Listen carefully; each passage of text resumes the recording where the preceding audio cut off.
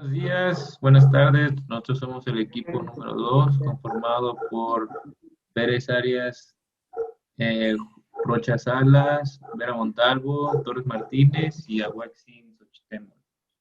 Nosotros vamos a hablar sobre el NaviTrainer, las partes que lo componen, para qué sirve y algunos datos importantes. El NaviTrainer es un equipo de navegación que sirve como auxilio para los futuros oficiales de cubierta, jefes de máquina y cualquier personal que quiera estar a bordo de un buque. Bueno, Eh, algunos de los equipos de navegación son el ECTIS, el radar ARPA, ICE, el GPS, la corredera y la ecosonda.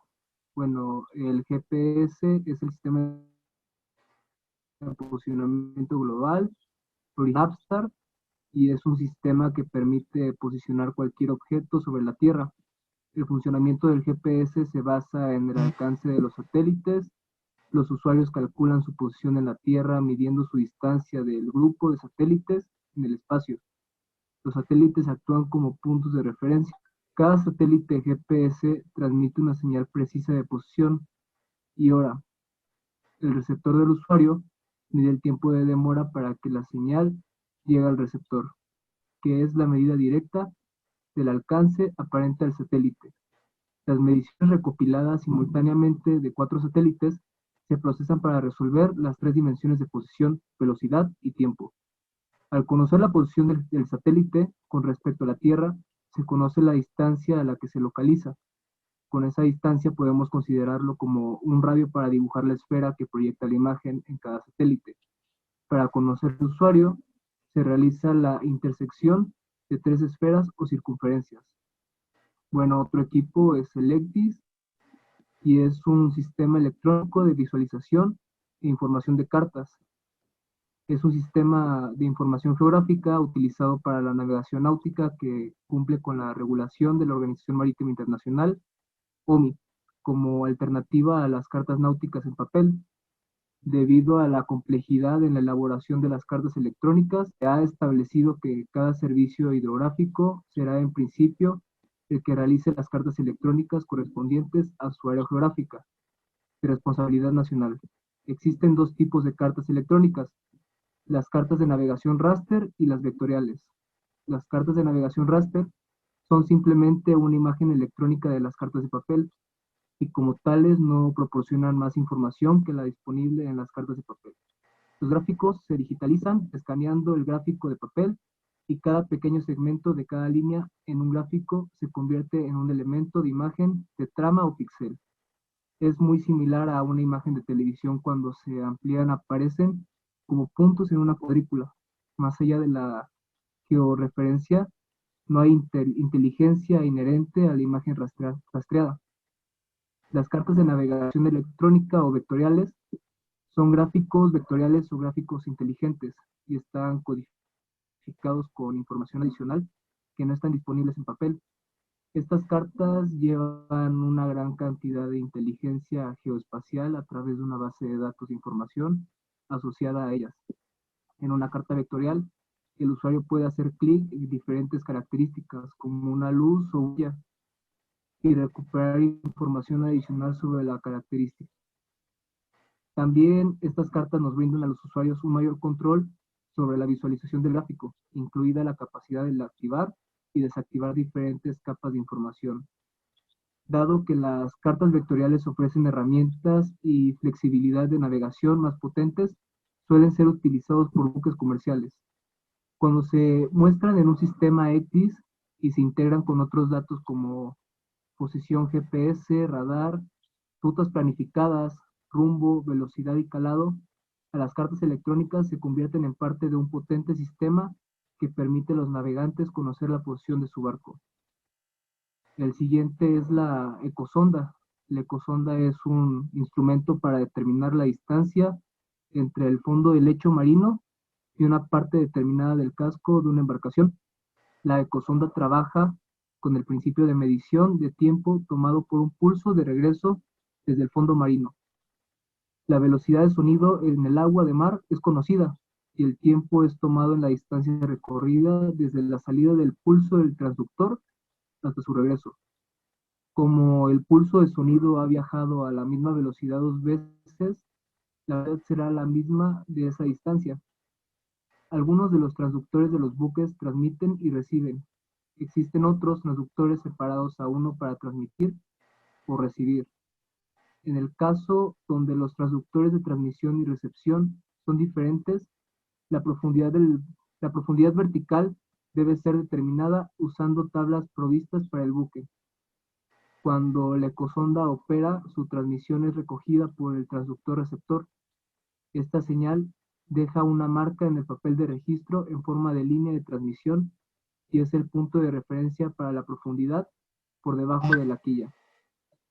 Una ecosonda puede ser usada efectivamente como precaución cuando se aproxima a una profundidad reducida o agua poco profunda, ya que el rastro mostrará una disminución constante en la profundidad.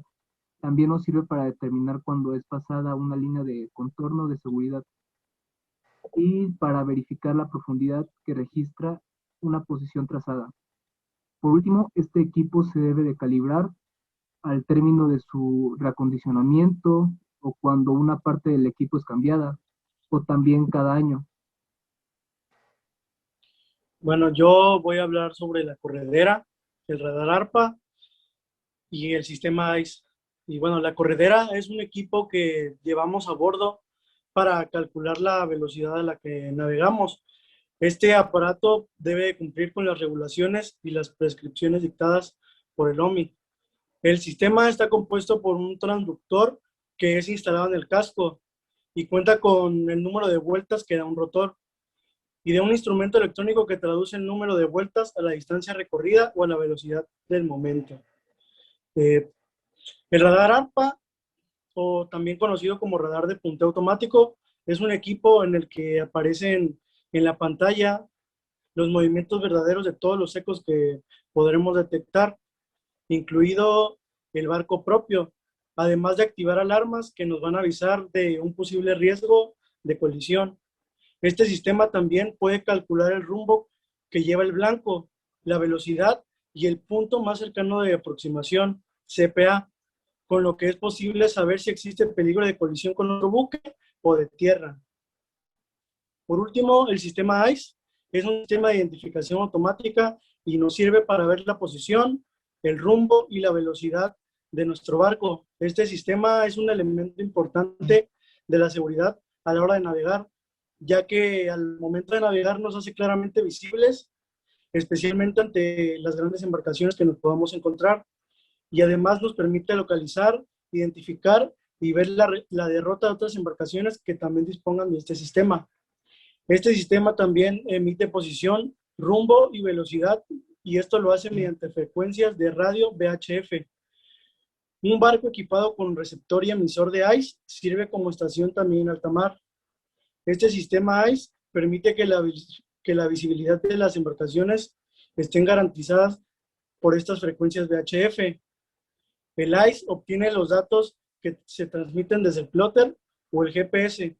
Cada barco se identifica por el identificador único MMSI, que es un código de 9 cifras, y adicionalmente opcional por el código IMO.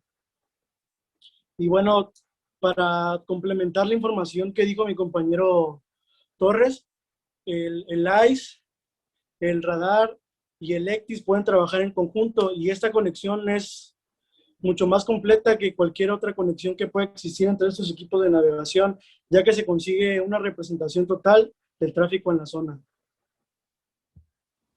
Hablaré sobre los controles principales que tiene el NaviTrainer y los repetidores que encontramos en la parte superior del simulador. Primero encontramos el anemómetro, que en conjunto con el barómetro y psicómetro sirven para determinar las condiciones meteorológicas, así como un lector de rumbos que proporciona la giro y compás magnético. Continuando con los repetidores, tenemos el rate of turn, el cual indica la fuerza con la que cae la proa de nuestra embarcación, el axiómetro, que muestra el ángulo de ataque que tiene la pala, el tacómetro, que indica el número de revoluciones que lleva la máquina. Para entrar más a detalle con los elementos de control en nuestro simulador, mencionaré lo siguiente. el tacómetro o indicador de revoluciones por minuto, los paneles de sonido, la corredera, las alarmas de máquinas, el controlador de bow thrusters, los menús y pantalla principal. El Sound Signals o panel de sonido sirve para activar las señales fónicas, ya sea de manera automática o manual, que se utilizan durante visibilidad reducida. Entre los controles se encuentra una pantalla de lectura donde viene la hora del barco, el UKC, que es la distancia debajo de la quilla, la corredera del buque, que nos proporciona la velocidad avante y atrás que está llevando la embarcación, una bitácora que muestra distancia recorrida o navegada. El panel para los thrusters sirve para poder usar los thrusters. En el panel principal de máquina se observan las alarmas, la vista de revoluciones por minuto de la máquina, botones de varada de emergencia y encendido de emergencia, y una visualización del área de arranque de la máquina. Y por último, un apartado donde vienen los menús que incluye la Pilot Chart, información principal, autopilot, ecosonda, señales diurnas, menú de giro, corredera, entre otros, los cuales se presentarán a continuación.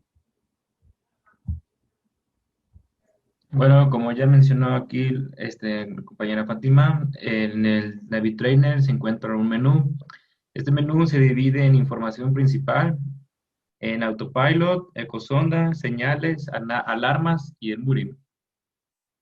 Estos dichos ya se han sido presentados.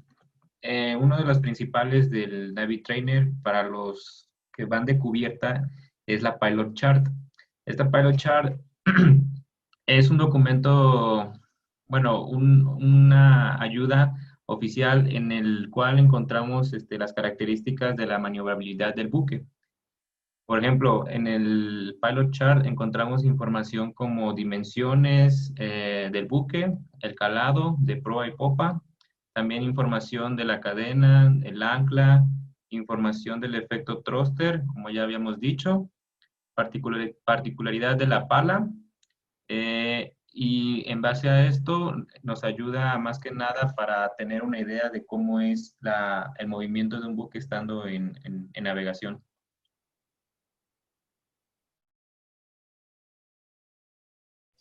Bueno, a continuación yo hablaré sobre los elementos de la pantalla de NaviTrainer.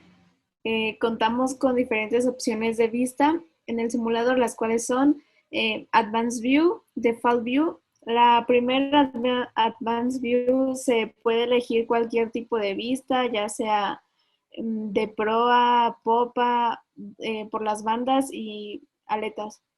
Y el Default View es la vista como si se estuviera viendo desde la línea de crujía. De ahí contamos con un visualizador de cámara, lecturas de la corriente y el viento, y también visualizador de dirección de la cámara y visualizador de altura de la cámara. Con estos dos podemos mover la cámara arriba, abajo o hacia las bandas, de acuerdo a lo que queramos ver. Y también contamos con la corredera. La corredera nos indica la velocidad a la que va nuestro barco en nudos. Y también en la pantalla tenemos un clinómetro.